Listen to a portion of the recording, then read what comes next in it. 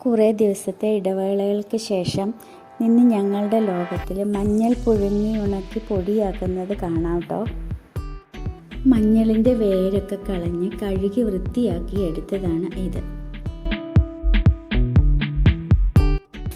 ഇനി നമുക്ക് മഞ്ഞൾ പുഴുങ്ങാനായി വയ്ക്കാം. അതിനായി ഒരു ചരുവത്തിൽ മഞ്ഞളിട്ട് മഞ്ഞൾ നികക്കെ വെള്ളമൊഴിച്ച് വെച്ച് പുഴുങ്ങിയെടുക്കാം.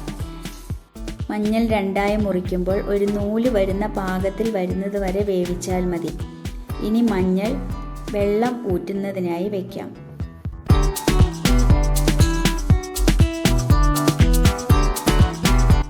വേഗം ഉണങ്ങുന്നതിന് വേണ്ടിയും മിക്സിയിൽ പൊടിക്കുന്നതിന് വേണ്ടിയും ഞാൻ ചെറുതായി അരിഞ്ഞാണ് കേട്ടോ ഉണക്കുന്നത്.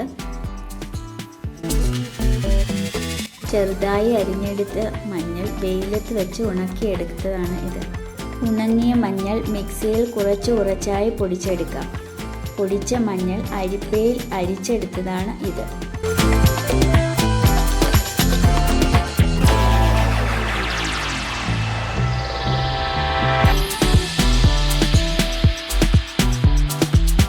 അങ്ങനെ മഞ്ഞൾപ്പൊടി തയ്യാറായി.